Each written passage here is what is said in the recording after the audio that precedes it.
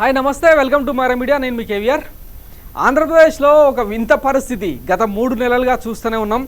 ప్రభుత్వం అంటే ఆన్గోయింగ్ పథకాలన్నింటినీ కూడా ఎన్నికలు వచ్చినా ఏం ప్రళయం వచ్చినా కూడా అమలు చేయాలన్నది ఒక స్ఫూర్తి.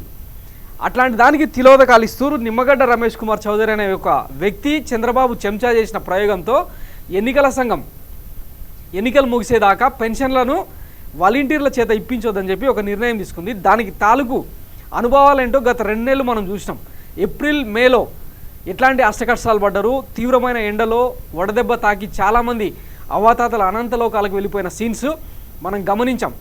ఈ నేపథ్యంలో వరుసగా 3వ నెల అంటే జూన్ నెల పెన్షన్కు మరికొన్ని గంటల్లో తెరలేవనున్న నేపథ్యంలో ఈసారి కూడా పెన్షన్ల వ్యవహారం ఒక రకమైన చర్చ జరుగుతోందన్నమాట.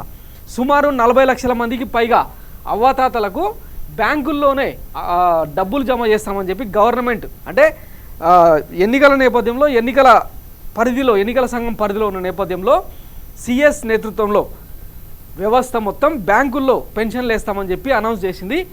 జూన్లోనూ పింఛన్దారులకు తిప్పలే అని మన ఈనాడు రామోజీరావే రాసిందనమాట. ఇది వీళ్ళు పెట్టిన వెంటనే 47,74,000 మందికి బ్యాంకు ఖాతాలో పింఛన్ నగదు జమ, 17.56 లక్షల మందికి ఇంటి వద్ద ఇస్తామన్న ప్రభుత్వం.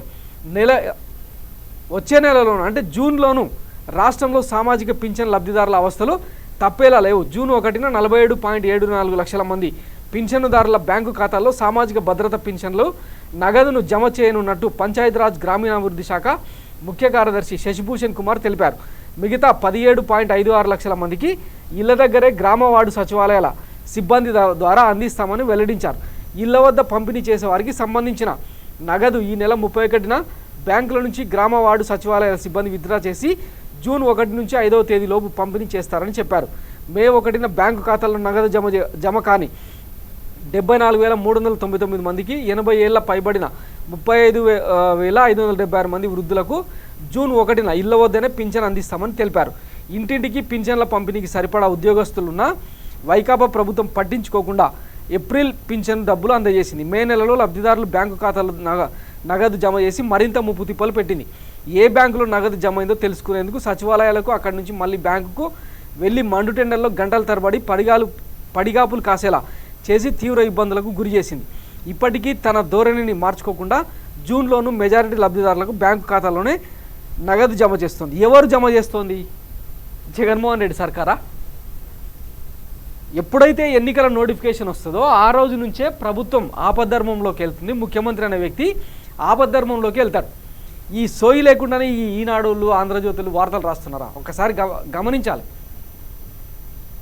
58 నెలల పాటు విజయవంతంగా ఇళ్లకు తీసుకెళ్ళి ఇచ్చిన గత ప్రభుత్వ తీరును పక్కన పెట్టి ఎన్నికల సంఘం వచ్చిన తర్వాత ఆబ్వియస్లీ వ్యవస్థలన్నీ వాళ్ళ గుప్పిట్లోనే ఉంటాయి. వాళ్ళు చెప్పినట్టల్లా ఆడాల్సిందే.